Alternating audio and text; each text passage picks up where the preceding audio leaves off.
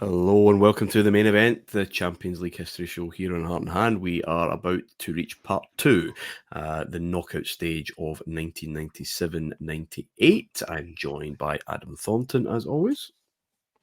Hello, Martin. Hello, Adam. And David Edgar, as always. How are we, David? Hello, Martin. Hello, Adam. That was very formal and polite. Hello, David.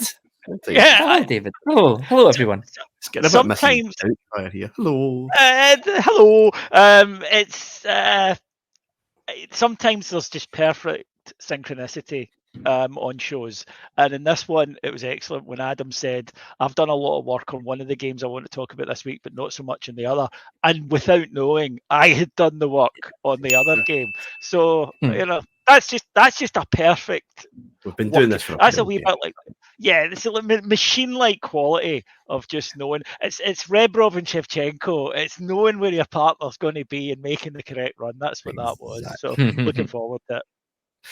Knockouts then, which means quarterfinals at this stage. We'll pick Manchester United first against Monaco, and we left Manchester United in fine form. They were superb in the group. They were really doing well in the league. Let me take you to February 1998. England meet up for a 2-0 defeat against Chile in a kind of World Cup warm-up, Michael Owen's debut. And Tony Adams said, notice how tired the United players looked and really began to think they might have shot their bolt.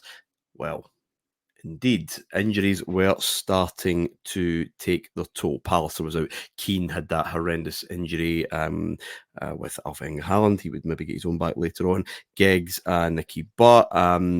Scholes, the Neville brothers were forced to play, but were not anywhere near fit.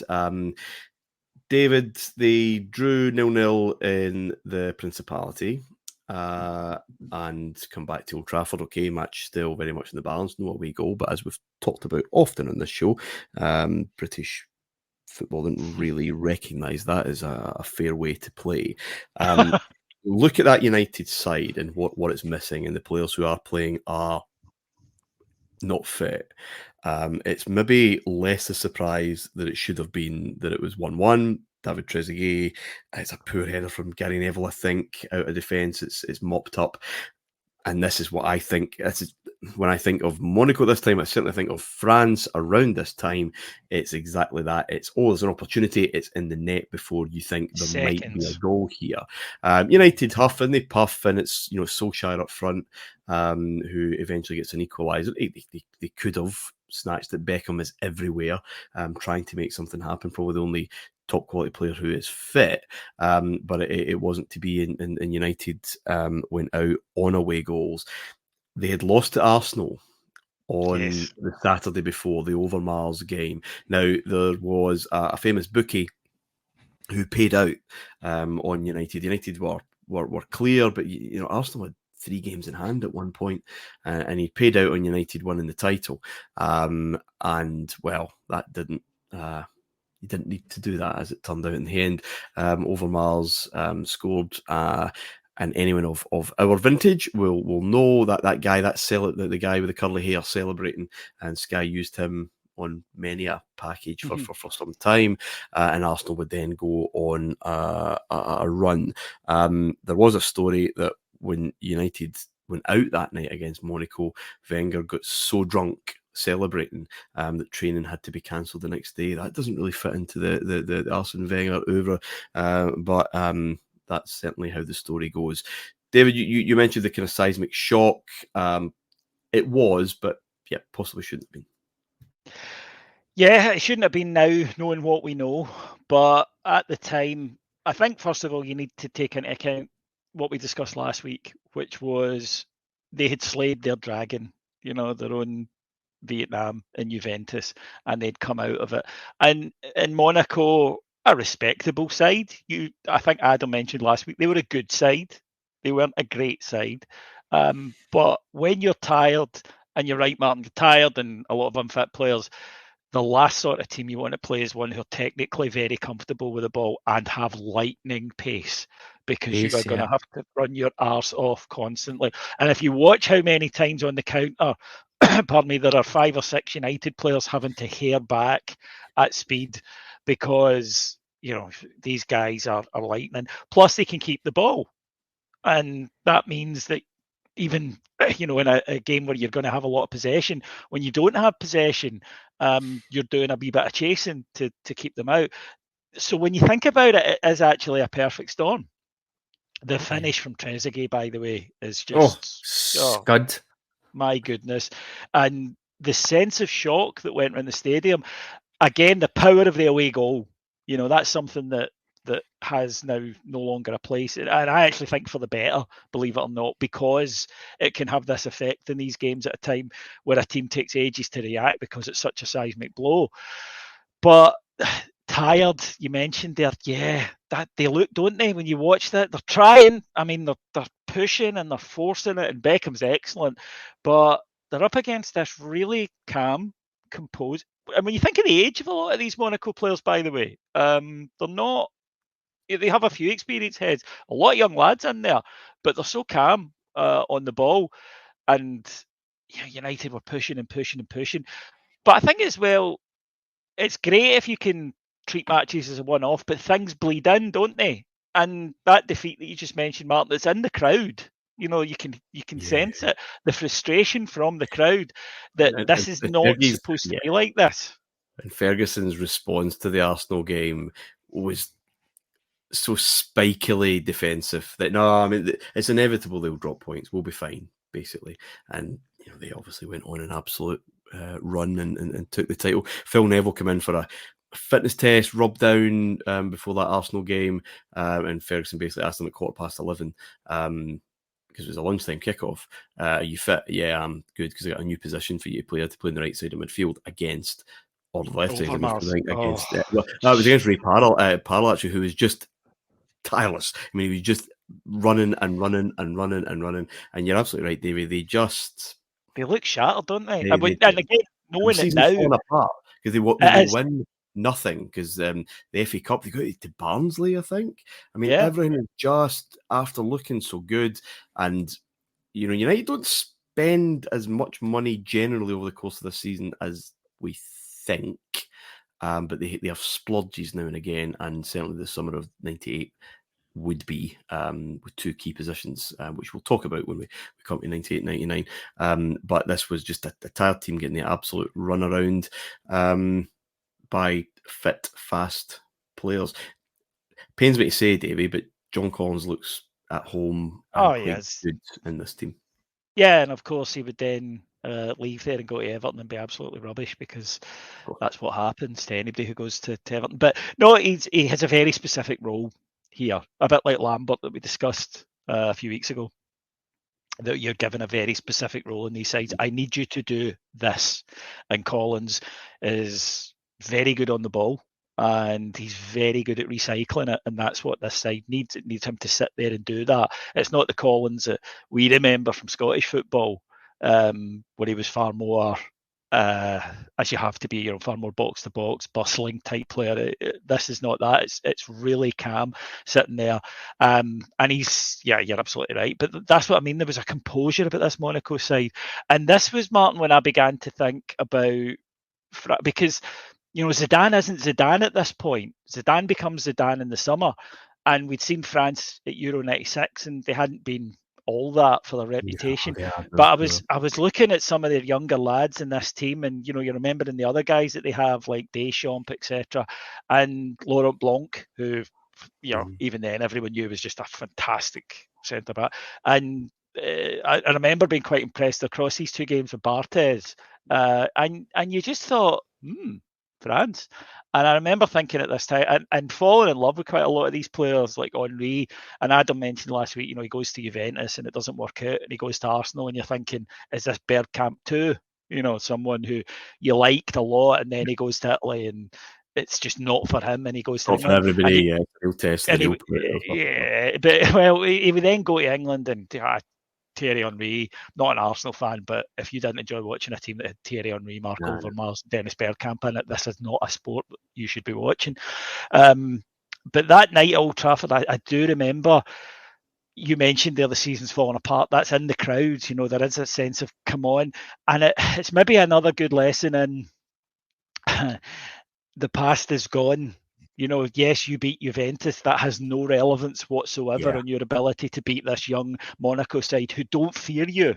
You might think that has catapulted you up the rankings, but at this point, United have not won a European Cup. They're not Juventus. They're not Ajax. They're not a side that these guys will be totally panicked about playing. And I just keep going back to it. They're so unflustered, Monaco. Helps the early goal, right enough. But then also for United, that sense, because of this pace, if they get away again, and they're always capable, and that affects you psychologically. I would say, though, Beckham, terrific. If you go back and watch this game, for Beckham it's like the Beckham you remember it, a couple of years later, like 2001 for England, where he was just everywhere and everything. That was the Greece like the Greece game, Old Trafford, that kind of yes. spoke to me. A great point, David, about the past is gone.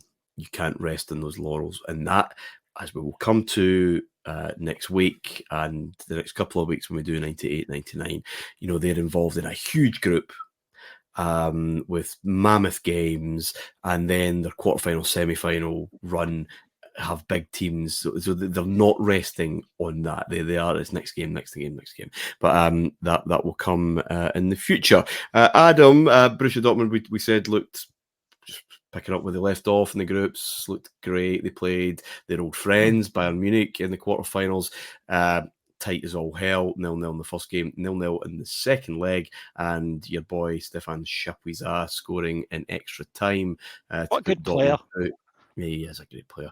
Really good. So Dortmund goes through, but Bayern, while we're talking about United, or have been talking about United, obviously those two are going to feature heavily next time. Are there seeds being sown at this stage for Bayern Munich that will come to fruition next time we pick this up? Yeah, I think so. Christian Ellinger kicking about in here as well, which is interesting. But yeah, definitely you look at the team that they have here, and obviously we'll pick it up next time. But even going further than that, and when we played Bayern a couple of years later, there's most of the team still there. Mehmet Scholl we've spoken about before on here. Michael Turner, as I'm sure we know. Carsten Janker, who I really liked as well. Marcus Really? Babbel I would have thought the least Adam Thornton striker. No, I did like him. I am genuinely surprised to hear that, mate, because I would have thought. Right, okay, right. You have surprised me there. You put me in a pigeonhole if you want, but I am. I know. Very eclectic. It's been a wonderful reminder of that never ever judge a tactician's book by its cover. I liked him. I did. I was a big fan. Jan Koller as well. Dortmund liked him too.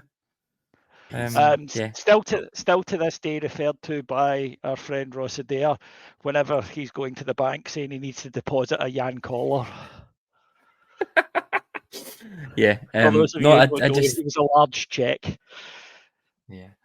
I did quite like Janker, I must admit. But yeah, I think you're right, Martin. There's things happening in here that obviously we'll pick up in more detail next year. And yeah, we haven't really spent a lot of time on Bayern. I think that tells its own story of how they've been doing. Obviously, Dortmund have been ruling the roost, so it's a little bit difficult. But with both of them coming in now, there's plenty of time. So yeah, I definitely think so. And I mean that final next year we'll obviously get into. But there's lots of interesting points here, which I think is quite interesting because when you think about German football, and we know that sort of Euro 2000 piece for them, and the whole revolution that they kicked off after that. Probably doesn't really apply to Bayern because they still have a really decent team. So it's interesting to watch how all that will evolve. Yeah, I know. So digging into how that, I mean, in my head, I think German football was just rubbish in the year 2000 because they didn't do very well. They kicked off the whole dash reboot type thing in there. So it's going to be interesting to chart that through the early years of the 2000s as well. So yeah, good to introduce Bayern, and we'll definitely dig into them more. Our new friends, Dynamo Kiev, were pitted against our old friend Juventus, of whom we've spoken about a lot. And after the first leg in Turin, we're in good nick. They were 1-1, the away goal there, come back to Kiev. Juventus have not looked like their old selves. They were one of the best second places on goal differences we talked about last week. This is not looking great, and they are incredible in Kiev. An Inzaghi hat-trick. Rebrov does equalise, but an Inzaghi hat-trick and a fucking amazing Del Piero goal as well. This was a huge performance, Adam, to win 4-1 away in Kiev, under pressure, under the pump, and I guess that's why they are the side that's going to reach the third final in a row eventually. But where are they? Are they any different from where we kind of left them last season?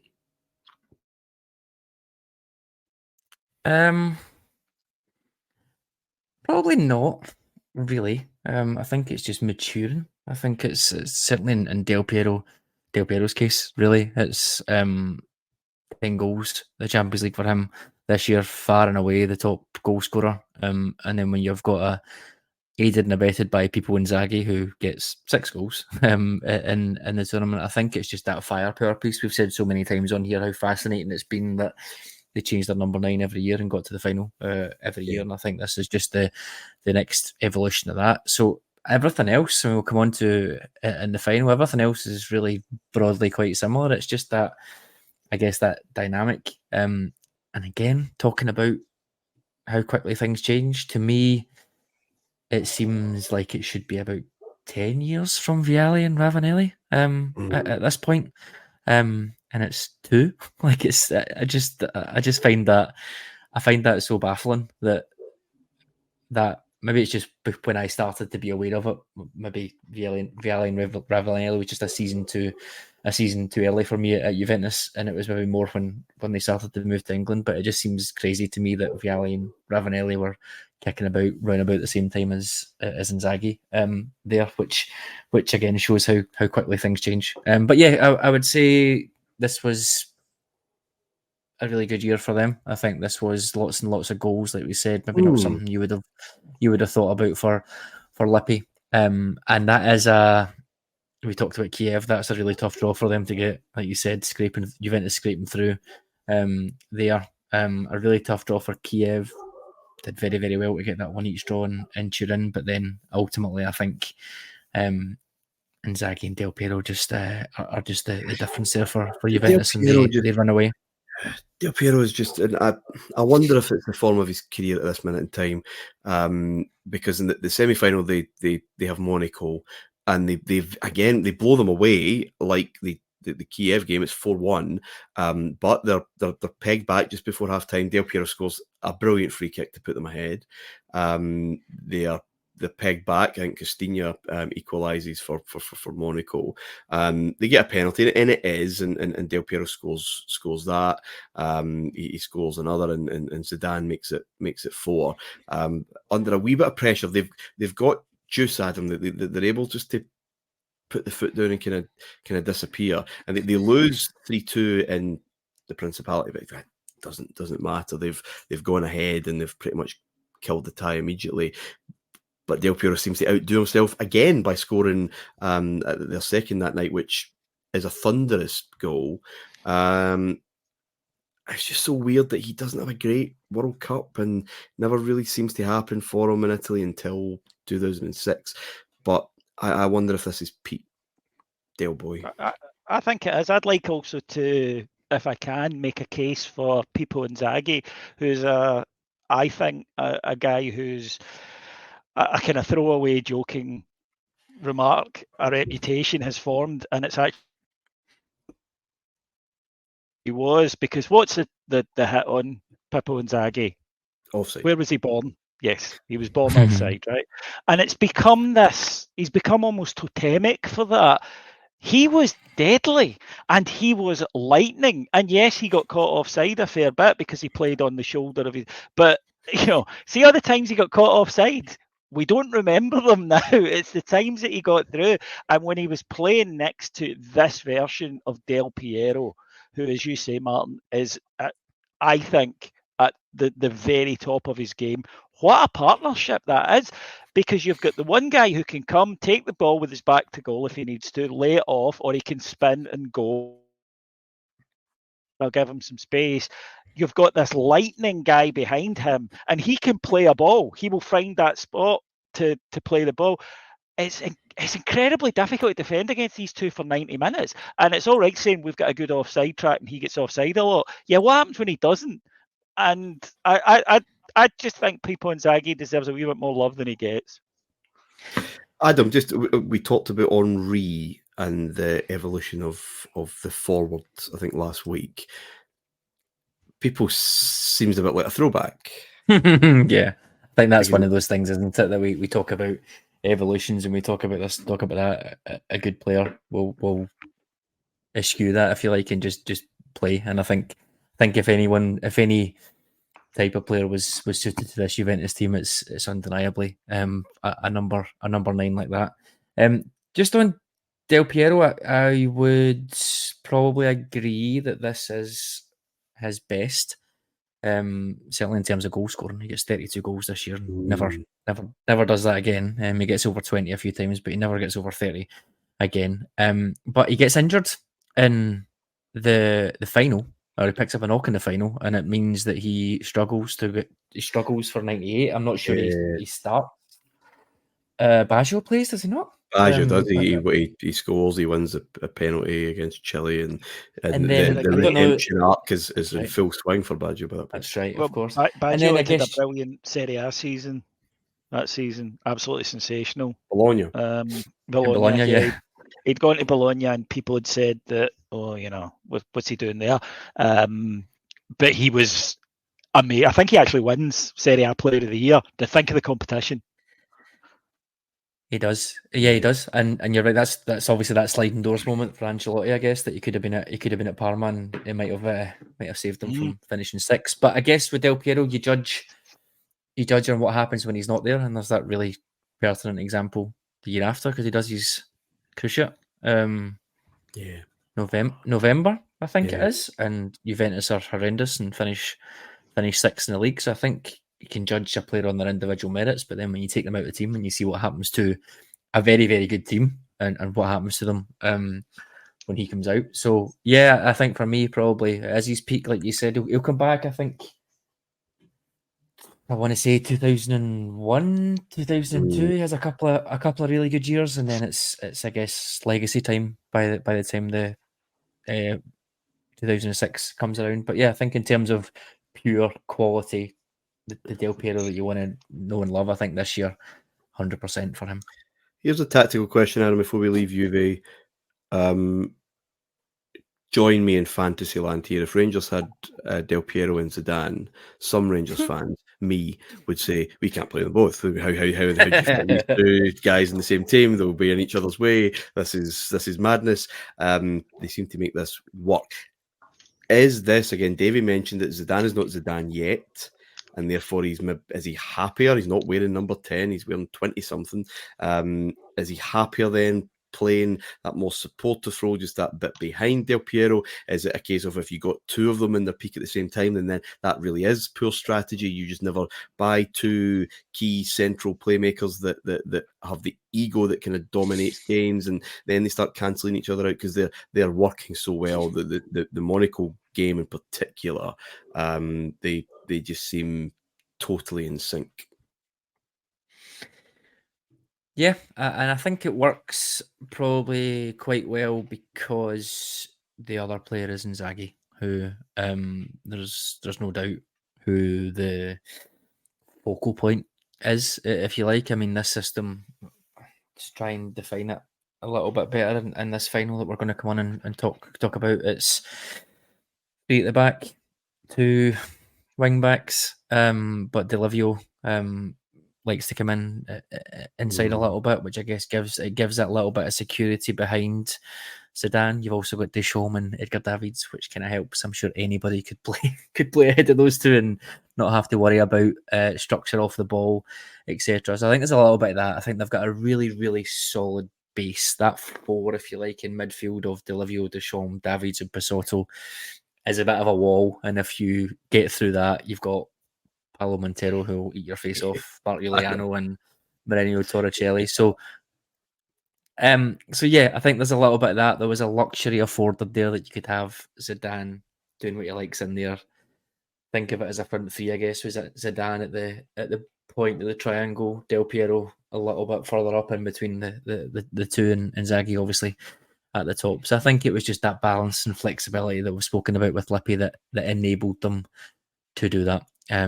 Knowing Rangers, we'd get Zidane, Inzaghi, and Del Piero, and then it would be Neil Murray and Craig Moore behind them or something like that, and it would just go tits up. Yeah, indeed. David, I'll take your special subject then.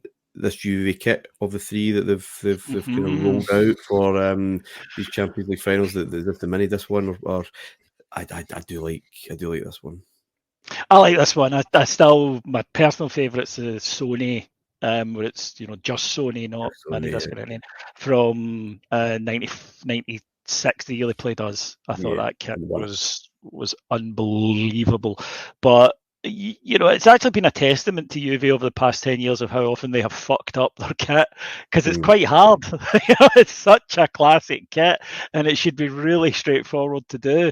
And they usually still have cool sponsors, and they still cock it up. But yeah, I mean, this is an absolute beast of a thing, isn't it? They looked great, and they were so glamorous. This Juventus side, they really were. The players we've just discussed, Zidane in there. Interesting thing though, see if and this is true, if you speak to or read up Juventus or whatever, their fans kind of feel that Zidane's reputation is entirely from the World Cup and Real Madrid. They think would contest that for sure. Well, particularly domestically, Juventus fans feel, and there is this. I've seen this argument put forward. I think Michael Cox said it, that Zidane at Real Madrid in the league, in the league, he came alive in Champions League and obviously for France. But a lot of Juventus fans feel that Zidane was a peripheral player for them. He would do some great things, but he was not ever the man in the way that he, of course, would go on to be in all our minds. Mm-hmm. Yeah, football myth making is a study in itself. So Juve in the final. One side who, I'll be honest, have not had a lot of difficulty through this knockout period is Real Madrid. Bayer Leverkusen, they were drawn against the quarters, got a 1-1 draw away from home, 3-0 at home. Borussia Dortmund, the holders, as was said, looked really good, beaten 2-0 in Madrid, game pretty much over 0-0 in Germany. And Adam, how has this been put together? Because Fabio was there and he's left. They've had a lot of players come in. I mean, how important was Christian Carambo, for example, in this particular season? Bobby Carlos as well. Young Morientes from a more local level. How have they managed to get to the Champions League final? How has this been put together, and why did the manager change?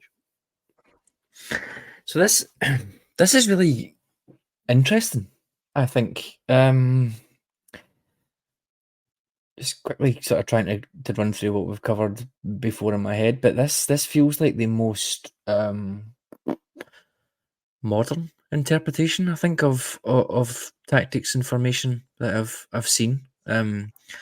Certainly, obviously, we can look at Ajax and we can look at what Milan have been doing. But I think maybe it's the most underrated. I would say, because I don't necessarily.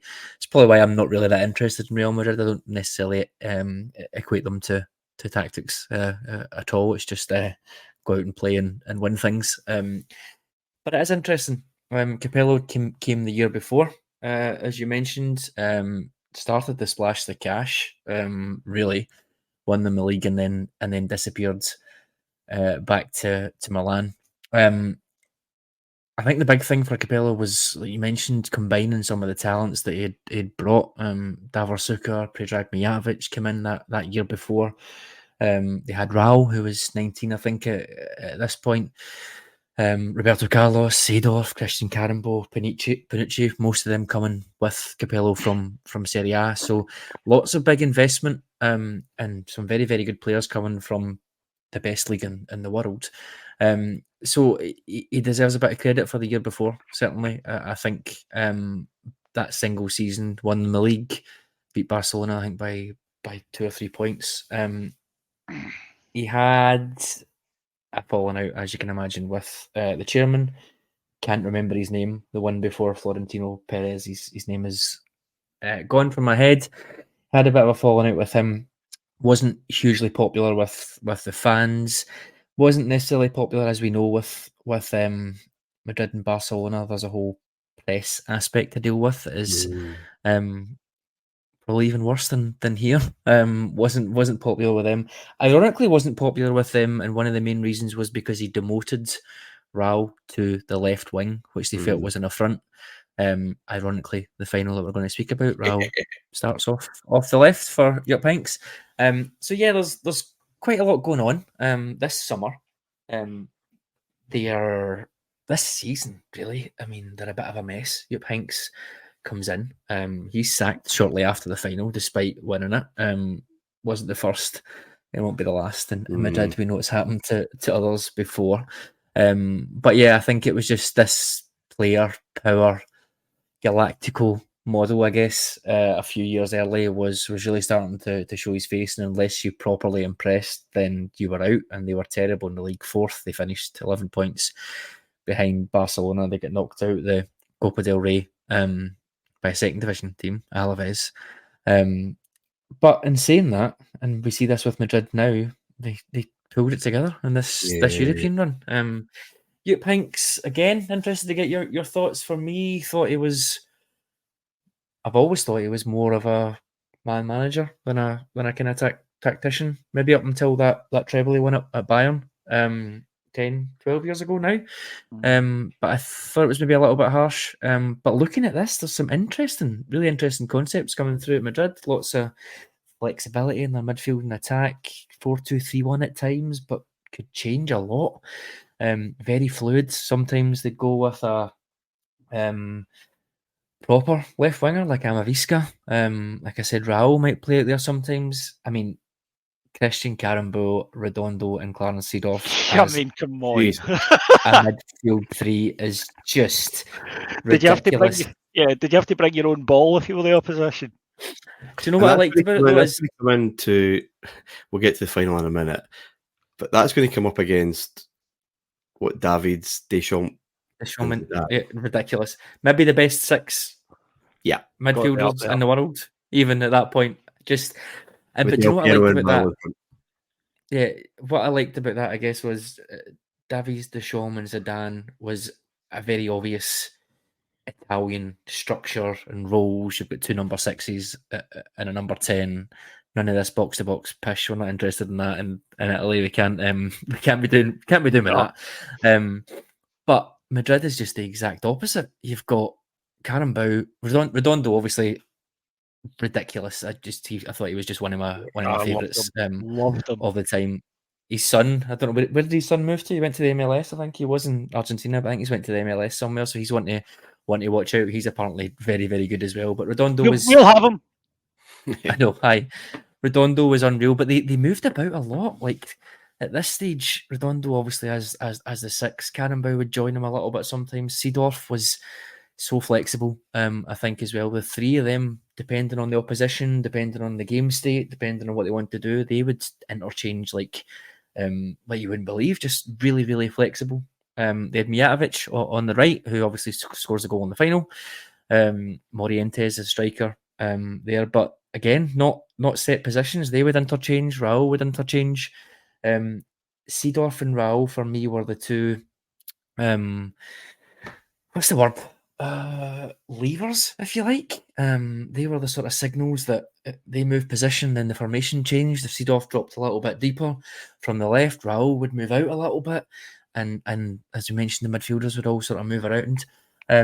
So it was really modern, I guess, which again you wouldn't associate with Real Madrid when you think about the Real Madrid we spoke about a couple of years ago, which is miles away from this in terms of player quality, etc. And then obviously Jupp Heynckes coming in as well. But it really worked in that sort of left-sided partnership, if you like, with Seedorf and Raul interchanging, moving in, then leaves acres of space on that left-hand side. And who is going to fill that left-hand side, bombing up and down the wing?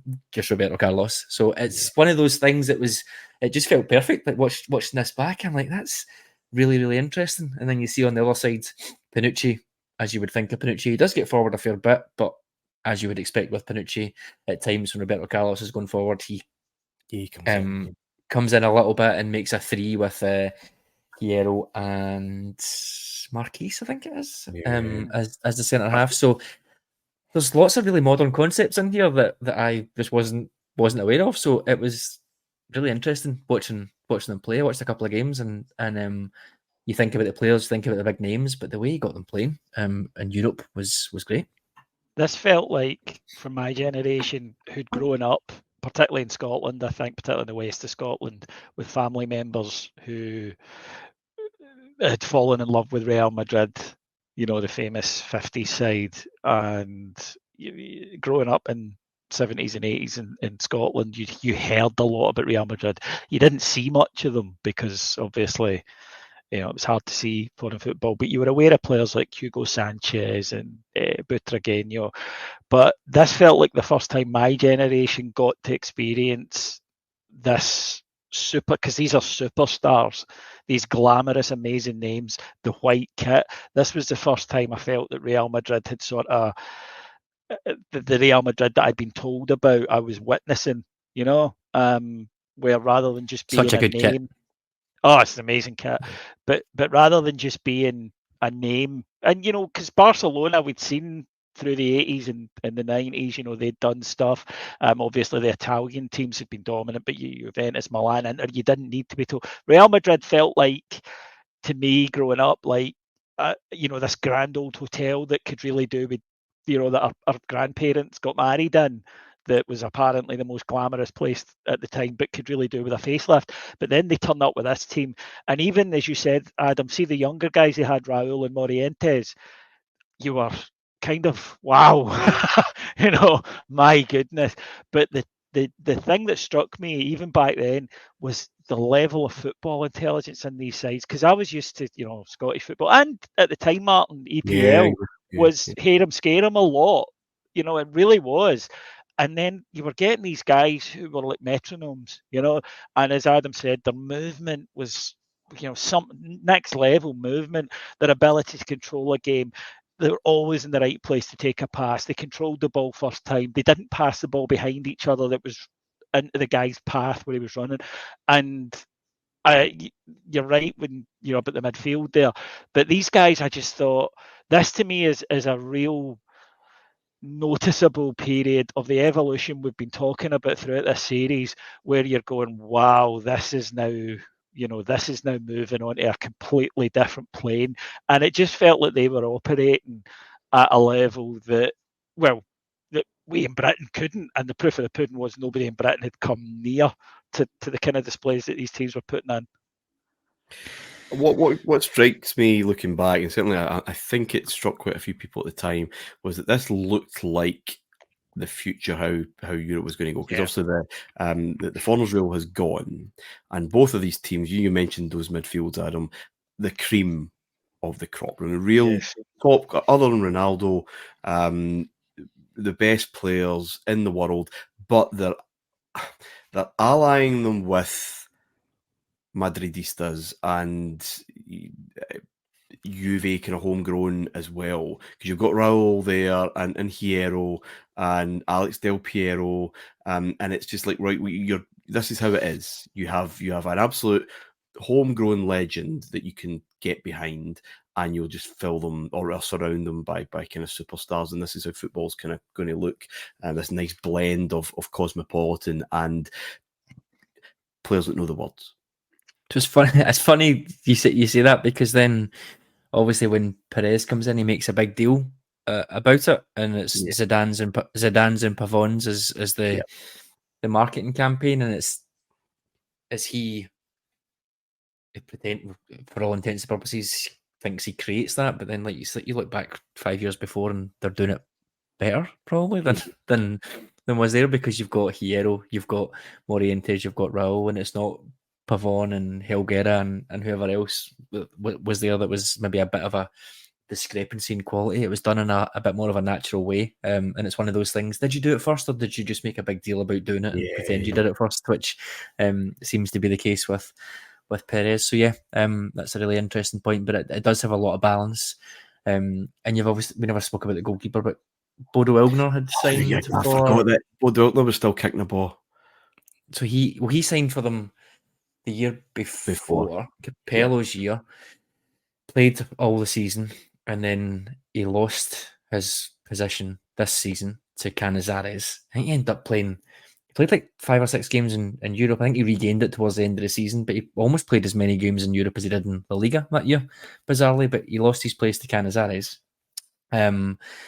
Came in for the final. They obviously won it. I think he kept his place the year after. And then by the summer of, what would that be then, 99, you've got Iker Casillas kicking about as an 18-year-old. And I think from memory, Casillas just came in and went right away, didn't he? So, an interesting one. I think most people would maybe think at this time, certainly me, Canizares would have been the keeper before Casillas, but there was a wee bit of a crossover.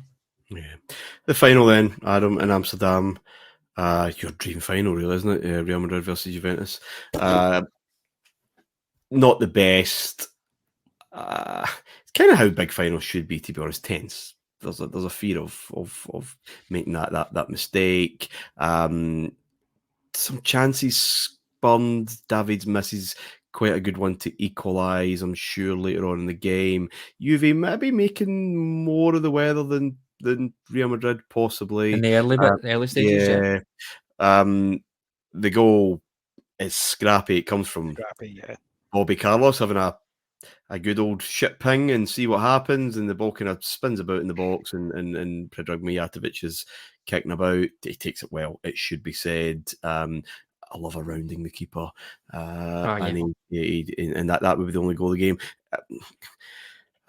causing many as they look ahead to France '98 to say get him on top goal scorer. He was fucking dreadful for Yugoslavia, I'm pretty sure. Is this just cancellation, Adam?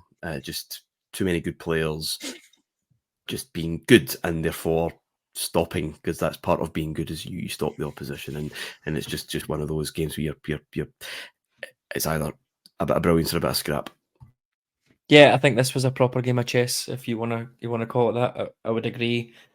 Early stages, I think Davies, Deschamps, and Zidane got on it and sort of tried to control it. I thought Zidane early doors was really nice, just sort of that way, just floating about, picking his passes, trying to get things going, and they couldn't really get near him. I think Madrid had the first big chance. Mijatović could have scored. I think Raul plays. Did he play the ball in, Raul? Maybe. But I think it was a bit of a miss for them. Mark Giuliano had a shot which would have ended my life if that happened. But and then I think you're right. It was very, very cagey. I think, just like you said, the caliber of players cancelling each other out. Both very, very strong defences as well. If you manage to get through either midfield. Juventus, I guess it's worth maybe just discussing a little bit. So it was a 3-5-2, like we said, but that back three, again, different players that you wouldn't think played in the back three, but Moreno Torricelli lining up as a centre half with Mark Giuliano and Paolo Montero. Delivio on the right hand side, Pisotto on the left. And I think Raul and Seedorf, for me in this game, did a pretty decent job of helping out their fullbacks, deal with Juventus on the flanks, and then obviously making sure that Juve couldn't overload the middle, because it was 3 versus 2, I think, at some points in the midfield there, just because of the way that Seedorf would sort of float about a little bit. So you had Delivio, as I mentioned earlier on, coming in from the right-hand side effectively. I mean, he could play midfield as well anyway, so he was coming in a little bit.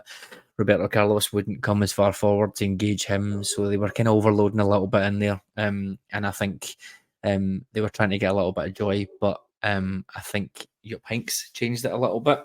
He had one of his central midfielders sort of move in, so Hierro loved to step out. He would come in and into the middle to give a little bit more cover, win the ball.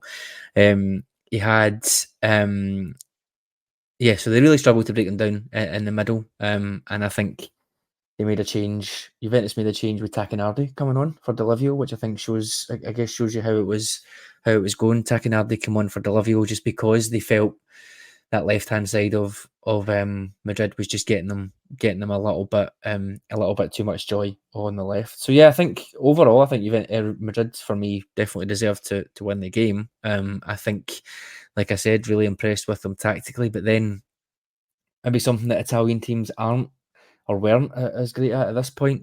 Madrid were great one-on-one. Raul could beat his man at will. Redondo so composed in the middle. Like I said, Hierro was very, very strong on the strikers as well. So yeah, I would say tactically, Madrid did really, really well. Juventus just maybe ran out of ideas or just come up against a team that had, like I said, the same tactical base, if you like, but just maybe more individuals that turned up on the night. So maybe a bit disappointing for them, but yeah. And again, it's worth mentioning, I'm not sure we did at the start, but this is Madrid's first European Cup / Champions League in 30-something years. 22 years. 22 years. 66 was the last one they won.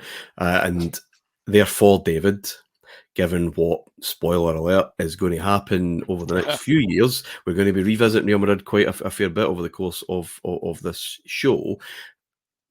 Possibly not the favourites going, not possibly. They weren't the favourites getting into this, not by much, but I would have thought that Juve would have been slight favourites, being in two finals and all that.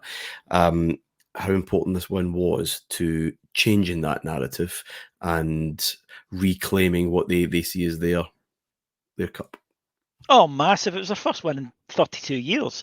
The reputation that Real Madrid have now is, at that point, it was solely based on something that had happened decades before, So to go and win it, and this is probably I think we would maybe say the least celebrated of all the eras since, where you've got Galacticos and you've got Cristiano Ronaldo, etc., etc. This is possibly, but the most important one, because it's the first one, and they're back where they believe they should be, but believing you should be somewhere doesn't get you there. It's about having the ability to do it.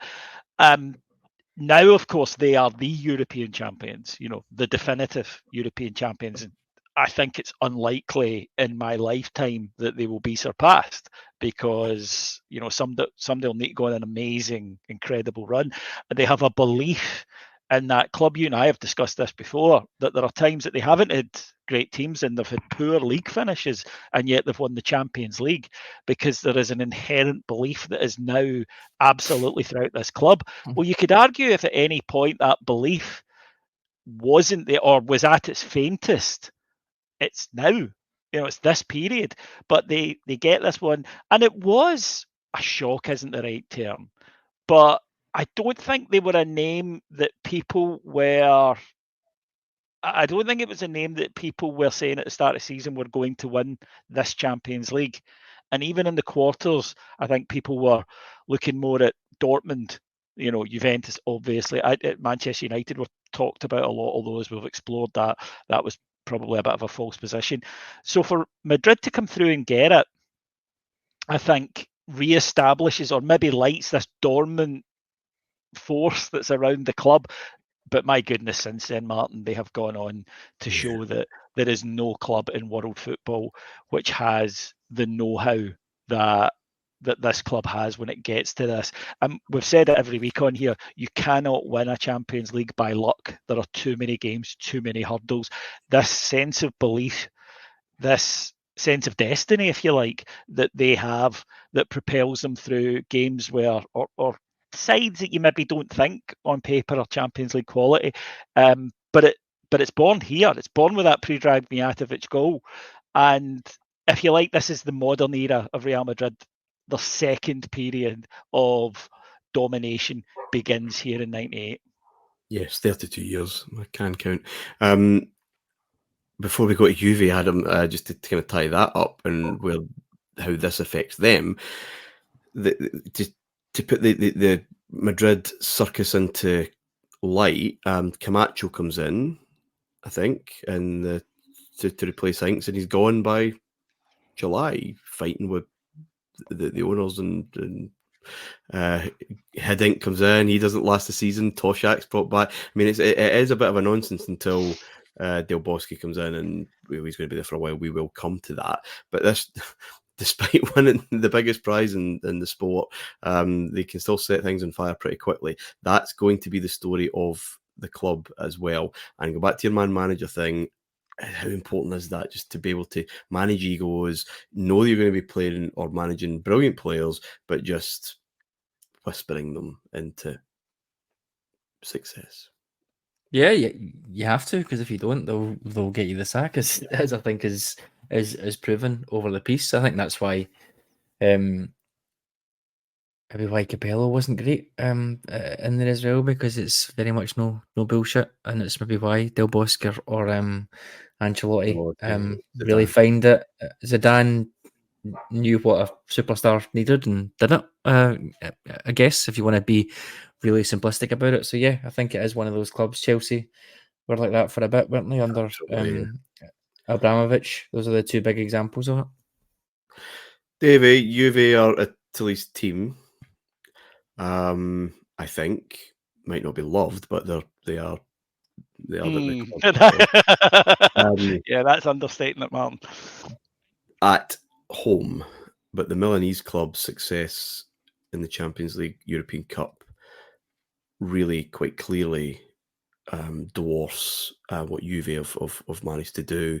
They had that 85 final covered in tragedy, never properly enjoyed, never properly able to be celebrated, despite the fact they had a great team. 96 happens, but it, as we discussed, on penalties and quite tight, and possible suggestions of just how fit they were and why they were so fit going into that last two final defeats after that. Now they are, over the course of 96 to 98, the best football team in Europe, and therefore the world. I never understand why people finish that qualification in Europe as if there's something else going on that's better. But they've lost two, and we're not going to see them win it again. No, we're not, and it is a thing that within Juventus they feel they have massively underachieved. And they didn't bring Cristiano Ronaldo in, by the way, when they were at 8 in a row to try and win more Serie A titles. They are obsessed with the Champions League because they failed, and of course they then get to the final 2015 against Barcelona. Yeah. Now that's a very good side they're up against, but they lose that as well. They have the reputation in Italy of bottling it, which is unfair because you reach Champions League finals, they're tough to get to, but they have so many losing finals that because they're not well loved, that they get accused of bottling it. They clearly are the best team in Europe in this period. It's unarguable. The results show that, but they don't have the definitive proof of that. That's just an argument, really, because they don't have the medals to back it up. And look, these are they didn't get blown apart in any of these finals. These are no coin toss matches against very good sides, and they come out in the wrong end of them. But to go into being, this is probably a team that were certainly good enough to be considered one of the best. They're not in that conversation because they didn't win those trophies, and that's fair enough. Ferguson, a knock on him is he didn't win enough Champions League. That's the perennial knock on Juventus, and getting to finals is great, is wonderful. You'd prefer to do it to not getting to them, but they weren't able to convert. And the way that Serie A's poured over Martin and Serie A clubs. Even then, they had a media that was far more like what ours is like now, in terms of the 24/7. Let's talk about the football, though. That's the kind of difference. The media are obsessive and noisy, but to be fair, they actually talked about what went on with the ball. They have, there are hundreds of articles and books that have been written about this period and about Juventus. There was a great book actually came out called Turin Bridesmaid about Juventus in the European Cup. It's available in English, and in the end, we can assess and analyse and whatnot, and it's easy to chuck out words like mentality, but in the end, just on the nights and finals, they simply weren't good enough, often enough, to really maybe get the garlands that the team probably deserve. But hey, that's football, isn't it? That's why Real Madrid are the best side, because they get there and they win. It is. Adam, just to finish on that then, and we're also going to talk about a lot of these finals and competitions to come. But it's something I've been thinking about recently, more in individual sports, golf and tennis, and how sports history does this, that we're quite bad, I think, when looking at a particular achievement or looking at someone's career, either by saying, they were amazing, or they were a loser, they were under an achiever, by focusing purely on that individual, that team, and forgetting opposition, forgetting strength of the field. Like, we're terrible for that. Tiger Woods, for example, is this transformative figure because he had technique, but he had physicality, and he had a kind of mentality that was just superhuman compared to the rest of the field. He's knocking over Tom Lehman and Monty, for Christ's sake. And then you get some brilliant golfers to come later on, the last 10, 15 years. Superb. But there's others. And therefore, it's hard to win big things. And I think we're maybe bad at looking at the opposition. These three finals, favourites in all of them, and I know, and this is the other question I was going to ask, cup competitions ultimately, because Champions League in name only as group stages, but cup football's capricious, and using that as the ultimate barometer of greatness has its issues as well. No, are we sometimes too simplistic about how we look at this, and the fact that Juve's consistency over these 3 years, they only got one trophy to show for it, but what they did gets forgotten about, and maybe we're too childish about how we actually look at these things. I think so. And another example I guess I would use would be tennis as a recent example there. I mean, if Roger Federer had taken up skateboarding, Andy Murray would be Prime Minister. Yeah, that's what I was about to say. Nadal and Murray, brilliant players. Obviously, Nadal won a little bit, quite a bit more in that sense. But you remember Federer being there at the start of it, if you like, and then Djokovic being the one at the end. But if neither of those two existed, then yeah, you're right. You would think so much more of those players, and it never demeans the achievement, if that makes sense. You go back 10 years before that, and maybe there isn't as quality a field, but it's still, I don't know, Goran Ivanisevic Wimbledon campaign. Yeah. Sampras is a machine. There's nobody there.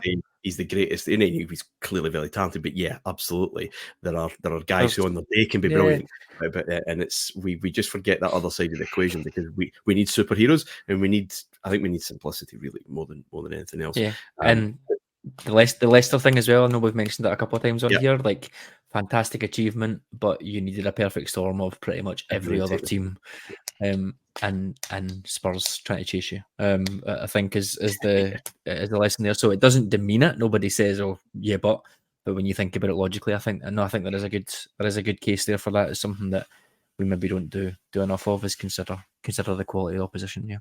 But no one's going to show Juventus that leniency. I don't think they're not a club that lends to that.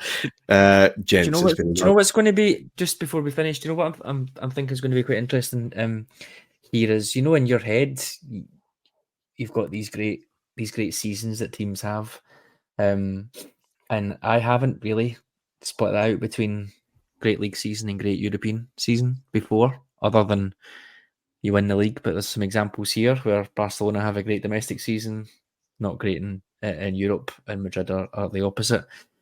Maybe coming up to a few of these as well, like Milan win the league next year. quite interesting. Alberto Zaccheroni, sort of 3-4-3 formation.